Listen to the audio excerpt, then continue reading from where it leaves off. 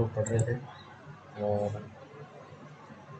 Defender हमारे हम लोगों ने पढ़ा था कि बिस्किट्स हैं।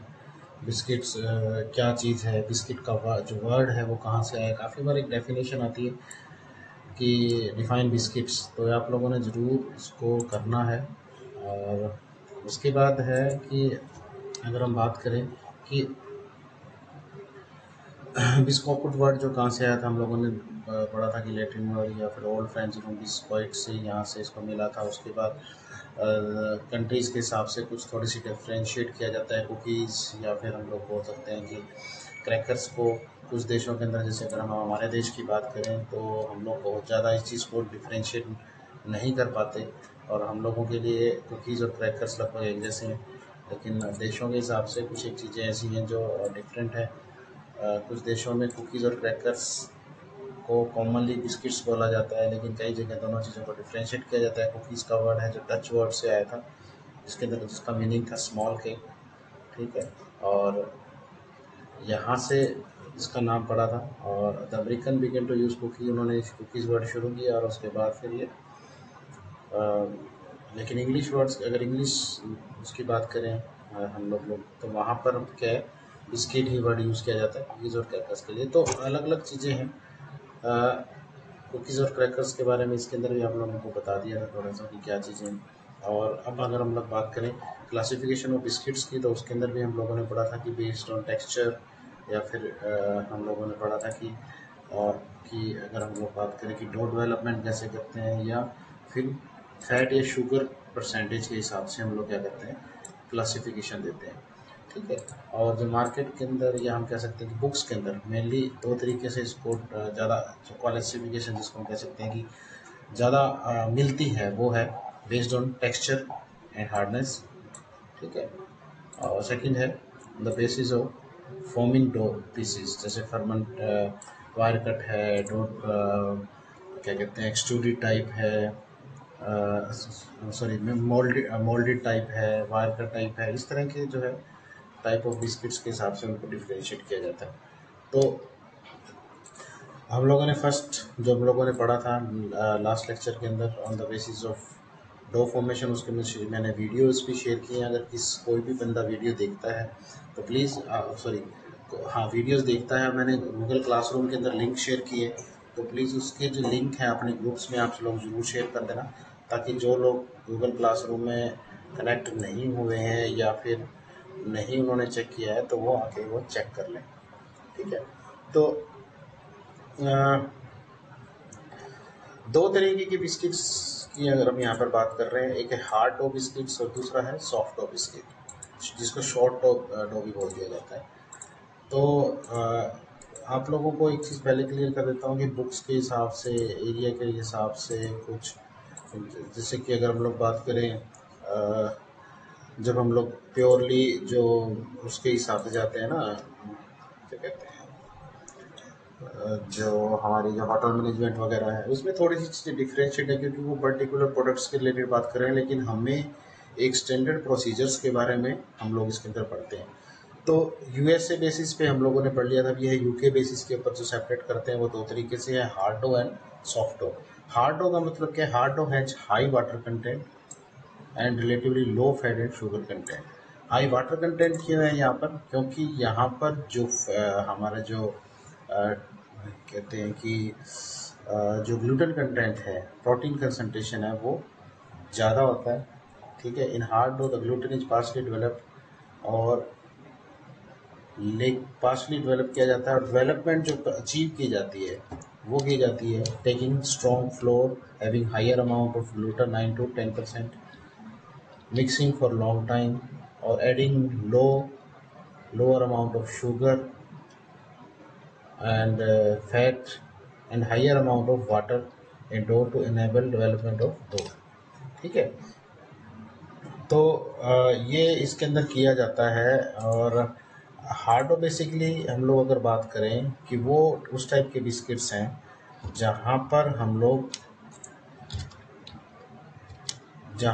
लोगों को ये एक तरह से ब्रेड लाइक टाइप में हम कह सकते हैं कि जिसकी कंसिस्टेंसी है कुछ कुछ उस तरह की होती है, ठीक है। और पर लेकिन थोड़ा सा हम कह सकते हैं कि जो ग्लूटेन कंटेंट थोड़ा सा एज कम्पेयर टू ब्रेड के थोड़ा सा ज़्यादा कम चाहिए होता है। और जितने भी हार्ड डॉग जो बिस्किट्स की जो कैटेगरी है उसके अंदर जो सेवरी टाइप है, सन्स है, अनस्वीटेड है, सेमी स्वीट्स हैं, क्रैकर्स, पफ डो बिस्किट्स या सेमी स्वीट्स वेराइटीज़ हैं, वो हार्ड डो बिस्किट्स के अंदर आती है। आपको जैसे नीचे मैंने दिया हुआ मैरी टाइप है, क्रीम क्रैकर्स होते हैं, ये क्रीम क्रैकर्स का या सोडा क्रैकर्स हैं, जैसे आपके क्रैक जैक्स है, 50-50s हैं, मैरी आते हैं ना, मैरी गोल्ड लाइन से आते हैं, ठीक है।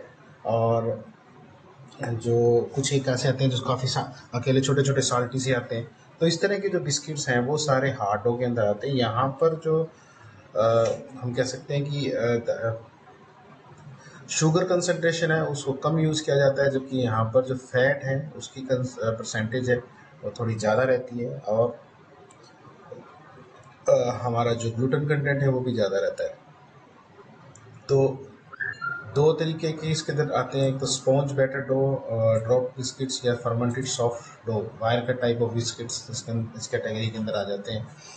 आप लोगों को बता दिया ना, मार्केट के अंदर आप जब देखोगे जैसे ब्लैक जैक वगैरह या मैरी गोल्ड वगैरह इस तरह के जो बिस्किट हैं वो हार्डो टाइप के बिस्किट होते हैं, ठीक है। और इनके अंदर वायर कट्स का सिस्टम बेसिकली यूज़ किया जाता है, ठीक है। और अगर हम बात करें सेकंड डो की, सेकंड टाइप ऑफ बिस्किट्स की, जैसे एक शॉर्ट फॉर्म में देखें Crack Jack, Monaco crackers, hard dough biscuit, high water content, क्योंकि फैट ऑब्वियस है कि जहाँ पर हमारा जो फैट कंटेंट अगर ज़्यादा हो, सॉरी ग्लूटेन कंटेंट या प्रोटीन कंटेंट ज़्यादा होगा, वहाँ पर वाटर कंटेंट भी हमें ज़्यादा की ज़रूरत पड़ती है।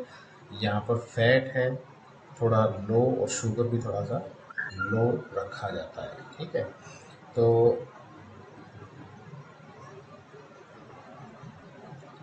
उसके बाद जो सेकंड है हमारा वो है सॉफ्ट डो।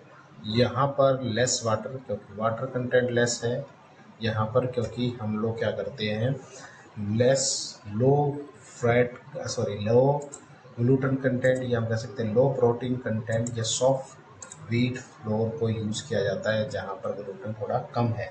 शॉर्ट डो भी यहाँ पर इसको बोल दिया जाता है, सॉफ्ट डो भी बोला जाता है, पोरेबल टाइप में हम कह सकते हैं इसको यूज़ किया जाता है। यहाँ पर हाई फैट कंटेंट या और हाई शुगर यूज़ की जाती है। आपके पार्ले जी, टाइगर, जो इस तरह के जो बिस्किट्स हैं या क्रीम वाले जो बिस्किट हैं या कुकीज़ हैं, उस तरह के बिस्किट्स को के लिए में ये जो हमारे बिस्किट्स हैं सॉफ्ट डो वो होते हैं। यहाँ पर in these dough gluten development is minimise, इसमें ग्लूटेन डेवलपमेंट की बहुत ज़्यादा ज़रूरत नहीं होती, क्योंकि इसके अंदर फ्लफीनेस की हमें बहुत ज़्यादा ज़रूरत नहीं होती, ठीक है। थोड़ा सा एक स्ट्रक्चर के लिए हमें चाहिए इसको, लेकिन इसके अंदर कोई फ्लफीनेस की बहुत ज़्यादा हमें ज़रूरत नहीं होती, इसलिए हमें ग्लूटेन कंटेंट को ज़्यादा डेवलप कराने की ज़रूरत नहीं होती। फ्लैट टाइप के आपने देखा भी होगा। Mixing the dough for a short period, थोड़ी देर के लिए हम यहाँ पे इसमें मिक्स करते हैं। लो अमाउंट ऑफ वाटर इसके अंदर यूज़ किया जाता है, the dough so that gluten does not get enough water to require water required for development of gluten in the flour, ज़्यादा नहीं चाहिए। Adding higher amount of sugar, यहाँ पर 30 से 40% यूज़ की जाती है, फैट 20 to 30% यूज़ की जाती है, as they are known to inhibit the, हमें पता है कि फैट कंटेंट है वो इनहिबिट ग्लूटेन डेवलपमेंट की जो ग्रोथ है उसको रोकता है, ठीक है। और दूसरा हम लोग वाटर कंटेंट भी थोड़ा कम यूज़ कर रहे हैं, जिसके कारण जो डो डेवलपमेंट है वो कम हो पाता है, ठीक है। और थर्ड रीज़न क्या है कि ग्लूटेन कंटेंट भी ऑलरेडी इसके अंदर कम होता है। In this type of biscuits, जो सॉफ्ट ये बिस्किट्स होते हैं उनको शॉर्ट डो या सॉफ्ट डो बोला जाता है। इसमें ग्लूको टाइप बिस्किट्स जैसे आपके पार्ले जी वगैरह हैं, क्रीम बिस्किट्स हैं या कुकीज़ हैं, इसके अंदर यूज़ की जाती है। The floor should have gluten content 7 to 9% की रेंज में होता है। अगर हम बात करें उसके अंदर था हमारा 9 to 10, यहाँ पर हमारा 7 से 9% के आसपास की रेंज रह जाती है, नीचे ही रह जाती है। और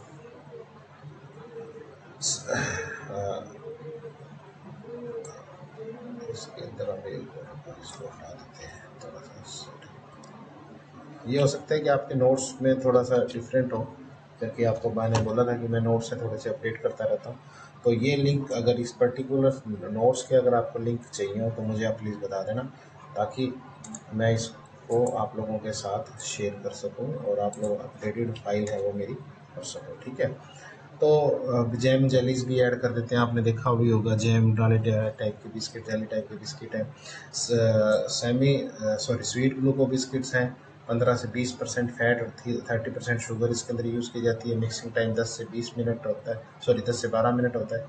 क्रम्बली और ड्राई सरफेस होता है। Dough is moulded using rotary moulder या baked oven maintain 200 degree Celsius for about 10 minutes. 200 degree Celsius for about 10 minutes एक आइडिया दिया हुआ है, लेकिन आपके ओवन के हिसाब से और थोड़ा सा टेम्परेचर चेंजेस वगैरह इसके अंदर हो सकते हैं, डिफरेंट थोड़ा सा हो सकता है इसके अंदर, ठीक है।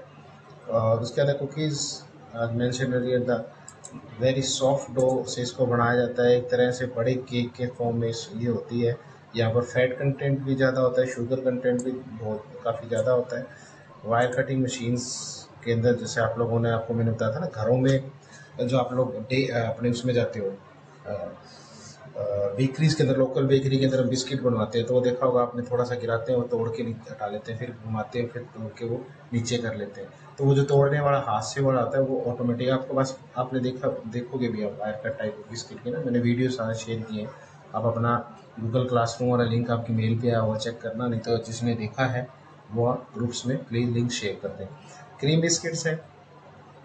इन cream biscuit cream made using fat, sugar, colour, flavours वगैरह से यूज़ किया जाता है। हमें पता है, दो बिस्किट के बीच के अंदर क्रीम लगी होती है। ये सारे कौन से आते हैं, हमारे soft dough type of biscuits आते हैं। आपके नोट्स के अंदर हो सकता है बाय मिस्टेक उल्टा लगा हुआ है आपके जो नोट्स हैं, तो इसको प्लीज़ थोड़ा सा चेंज कर लेना।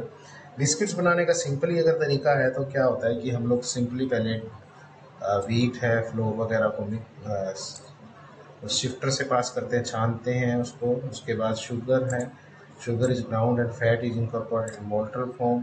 दोनों को इसके अंदर डाल दिया जाता है। शुगर है पीस के डाल दी जाती है, क्योंकि ग्रेनुअल्स क्या होंगे, ग्रेनुअल्स जब डाल देंगे हम, तो जब बाद में जब इसको बेक करेंगे तो जो शुगर है वो क्या होगी, मेल्ट होगी और वो फैल जाएगी, जिसको बोलते हैं स्प्रेडिंग ऑफ बिस्किट, और प्रॉपर तरीके से मिक्सिंग पे नहीं आएगी। तो इस चीज़ को अवॉइड करने के लिए पीसी हुई शुगर को ही यूज़ किया जाता है, ठीक है। बेकरी के अंदर, ओवन के अंदर फिर हम लोग मिक्सिंग करेंगे। मिक्सिंग के टाइम में अमोनियम बाइकार्बोनेट, शुगर सिरप, जो भी एडिट हम लोगों ने ऐड करना है हम वो ऐड करेंगे। उसके बाद है मिक्सिंग के अंदर शॉर्टनिंग्स, फ्लेवर्स वगैरह भी ऐड कर देते हैं। मैदा, जितनी भी चीज़ें हैं हम लोग उसको ऐड करते हैं 3 to 5 मिनट्स के अंदर। उसके बाद है shaping and conveying to oven. The rotary moulder use, ज़्यादातर रोटरी मोल्डर्स को, या डिपेंड करता है कि हमारा बिस्किट कौन सा है, उसके टाइप के बिस्किट्स के हिसाब से शेपिंग की जाती है। अगर हम बात करें हार्ड बिस्किट्स की, तो यहाँ पर चीज़ें थोड़ी सी चेंज करती है। मिक्सिंग के टाइम में से पहले हम लोग फर्मेंटेशन भी करवाते हैं, शुरू करते हैं, और स्पॉन्ज एंड दूसरा जो मटेरियल है उसको ऐड किया जाता है, ठीक है। तो यहाँ पर थोड़ा सा चीज़ें डिफरेंट हो जाती हैं, वो आपको आगे बताऊंगा, ठीक है। मिक्सिंग के अंदर जैसे यहाँ स्पॉन्ज उसको बोलते हैं, जैसे क्रैक जैक वगैरह टाइप के थे ना, वो स्पॉन्ज दो टाइप ऑफ बिस्किट थे। उसके अंदर क्या करते हैं, जैसे आपने ब्रेड के अंदर क्या था ना, पहले कुछ पोर्शन पहले फर्मेंटेशन करवा लेते हैं, फिर उसमें से कुछ पोर्शन हम लोग मिक्सिंग के टाइम में ऐड करते हैं, तो उसका फ्लेवर है या टेस्ट है वो चेंज हो जाता है। अब एक नया टेक्सचर मिलता है। एक मतलब ये आप क्रैक जेक या पार्ले, ये क्रैक जेक या 50-50 खाओगे तो आप एक सूखी चपाती की तरह, बहुत ज़्यादा अच्छा फ्लेवर नहीं होता जब ओवन से डायरेक्टली निकलता है, लेकिन इसके बाद जो ऑयल स्प्रे होता है तो ये अच्छा वो देता है, ठीक है। उसके बाद है शेपिंग, जब करने के बाद बेकिंग की जाती है। बेकिंग का जो है 3 जोन्स इसके अंदर होते हैं। सबसे पहले हम लोग बात करते हैं कि फ्रंट जोन है। फर्स्ट जोन के अंदर क्या होता है कि हीट मिलने से जो हमारे जो केमिकल्स हैं वो CO2 जनरेट करना शुरू कर देते हैं, उसको हम बोल देते हैं पफिंग जोन। एक तरह से इस जोन को बोलते हैं। 3 जोन्स के अंदर काम होता है बेसिकली, जब एक बड़ा ओवन होता है उसके अंदर, ठीक है। फर्स्ट है उसको हम बोलते हैं पफिंग जोन, सेकंड जोन होता है वहाँ पर बेकिंग जोन, थर्ड होता है कलरिंग जोन माना जाता है, ठीक है। तो सबसे पहले क्या होता है कि आपको इसके तो नहीं दिया,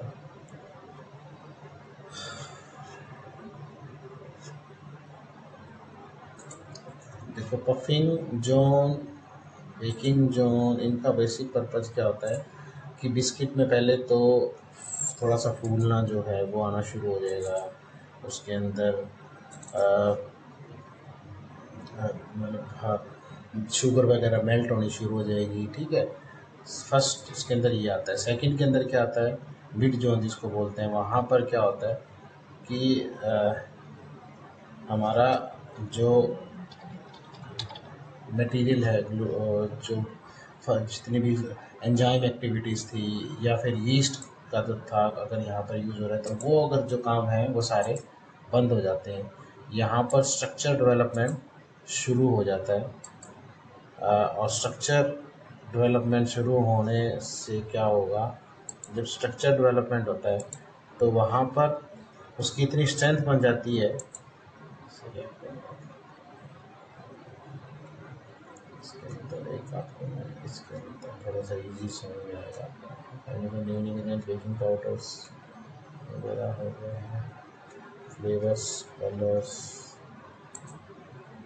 तो वो ये बेकिंग करेंगे। बेकिंग के बाद फिर कूलिंग होती है। कूलिंग के लिए different different type of conveyors use की जाती हैं। ठीक है, manufacturing of biscuit. Manufacturing of biscuit के अंदर preparation of dough, shaping, baking, cooling. ठीक है, अब अगर जो इसके अंदर फ्लोर आ गया, शुगर आ गई है, शॉर्टनिंग्स आ गए, साल्ट्स हो गए, ये